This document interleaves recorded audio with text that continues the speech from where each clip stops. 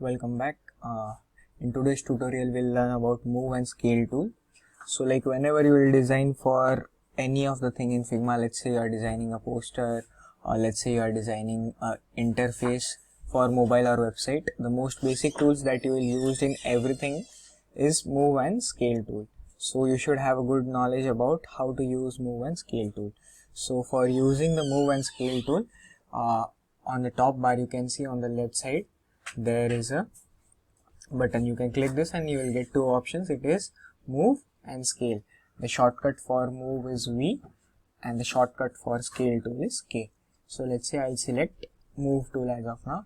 So move tool is used to move any of the object in this canvas. Let's say I selected this. I can move it anywhere I want, or otherwise if I want to change the size also I can. But now if you are seeing, if I increasing the size, it is losing its shape, right?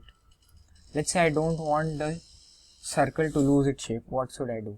So first of all I'll make it a circle again.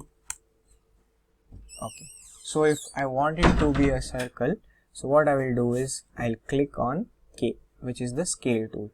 So like whenever you'll click on the key K, you'll get a scales options on the right side.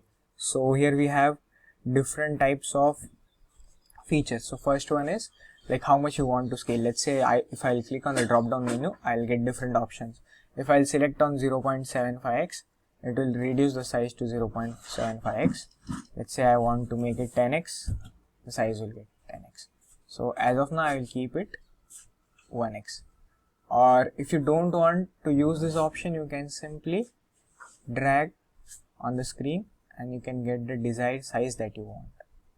So this is the scale. So while using the scale tool, the original shape doesn't lose its property. But let's say if I'll use a move tool, for move tool I told you before the shortcut key is V.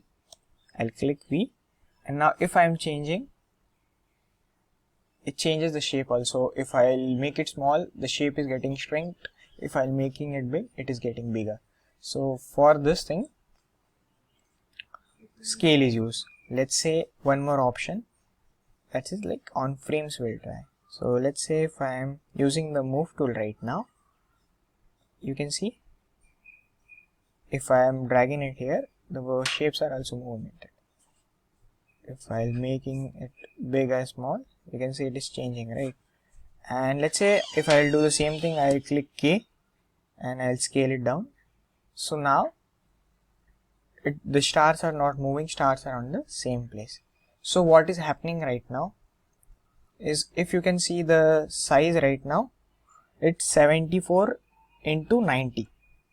But let's say if I am scaling it, the size of stars is getting increased. It is now 145 into 175. But let's say if I am using the move tool, the size of the star is still the same. If I select, it's still 145 into 175. So in the move tool, the size remains same. Therefore, the stars keep moving. But whenever I will use scale tool, the size of star will also increase so that its position in the frame doesn't change.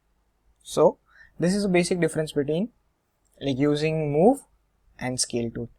And if you want to see it in the shapes also, if I'll again make it as a circle. Let's say for circle, width should be 400 and even the height should be 400.